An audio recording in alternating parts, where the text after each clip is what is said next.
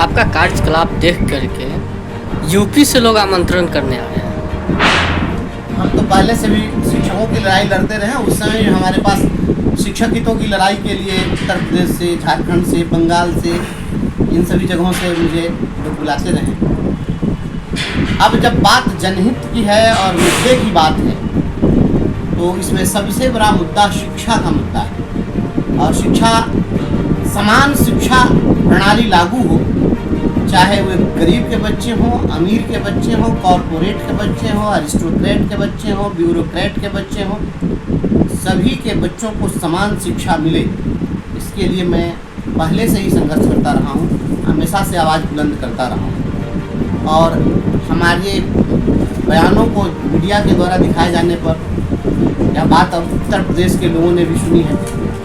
देश के सभी हिस्सों में लोग मेरी बात सुन रहे हैं और मेरी बात से प्रभावित होकर राजेश श्याम जी आए। मुझसे इनसे कोई पहले परिचय नहीं रहा, आज के पहले कभी मुलाकात भी इनसे नहीं थी। और ये उत्तर प्रदेश के महान समाजवादी नेता और इस देश के पूर्व प्रधानमंत्री चंद्रशेखर जी की धरती बलिया से आए और सिताब दियारा की धरती पर इन्होंने कार्यक्रम तय किया है, जो अमर सेनानी जयप्रकाश नारायण की माटी है, जो इंदिरा गांधी जैसी प्रधानमंत्री की हुकूमत को हिला करके रखने वाली ताकत थी। तो मैं समझता हूँ कि उस मिट्टी से ये आए हैं, इनका मैं स्वागत करता हूँ और इनके इन प्रयासों को मैं सराहता हूँ, प्रशंसा करता हूँ और शुभकामना देता हूँ कि आप अपने प्रयास में सफल हों।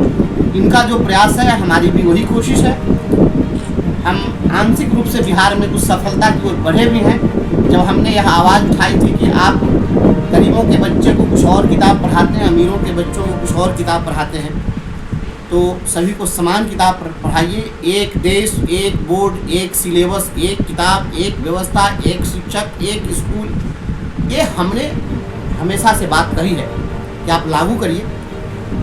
तो बिहार की सरकार ने इसको गंभीरता से लिया है और 8वीं कक्षा तक NCERT की किताब लागू कर दी गई है, जो NCERT की किताब नवोदय विद्यालय में, केंद्रीय विद्यालय में और सैनिक स्कूलों में पढ़ाई जाती है। तो इन किताबों को बिहार बोर्ड के स्कूलों में, बिहार के सरकारी स्कूलों में अगर ये किताब अगर लागू कर दी गई है तो ये हम सफलता की ओर हैं, आंशिक सफलता इसको आप कह सकते हैं। और इसके लिए हम देवन से आवाज़ उठाते रहे।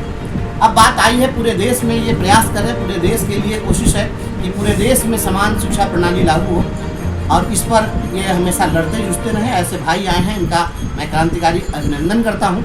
और 30 तारीख को बलिया के उस माटी को मैं प्रणाम करने के लिए जाऊँगा, जहाँ पर जयप्रकाश नारायण जी ने संपूर्ण क्रांति का नारा देने वाले सपूत को जन्म देने वाली जो माटी है, कम से कम वहाँ से संपूर्ण क्रांति भी तभी संभव है जब शिक्षा समान हो, सभी लोग शिक्षित हो। जब शिक्षित नहीं होंगे तो संपूर्ण क्रांति नहीं हो सकती है। सारे जो देश के नेता हैं ये संपूर्ण भ्रांति फैलाने वाले लोग, और संपूर्ण भ्रांति फैलाने वालों को संपूर्ण क्रांति तभी उन पर हावी हो सकती है जब शिक्षा समान। और इस मुद्दे पर वहाँ पर देश के नामचीन समाजवादी और देश के प्रखर वक्ता नेता लोग आ रहे हैं, मुझे इन्होंने आमंत्रित किया है, इसके लिए मैं धन्यवाद देता हूँ। मेरी कोशिश है मैं वहाँ शामिल हूँगा, जाकर उनकी ही बातों को सुनूँगा।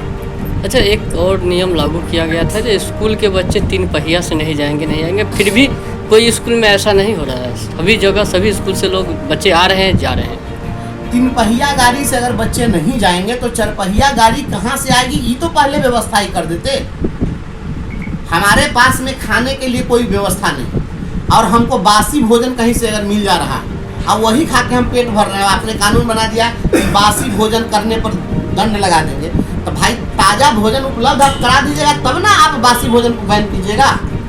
तो यहाँ तो है कि एक पक्ष ही है, जो कुछ भी मन हुआ इन्होंने फरमान जारी कर दिया। 3 पहिया वाहनों का विकल्प कुछ है इनके पास में, ये विकल्प की व्यवस्था जब तक नहीं करेंगे तब तक अभिभावकों की मजबूरी है, बच्चों की ज़रूरत है और चलते ही रहेंगे। ये सरकार के कह देने से नहीं है।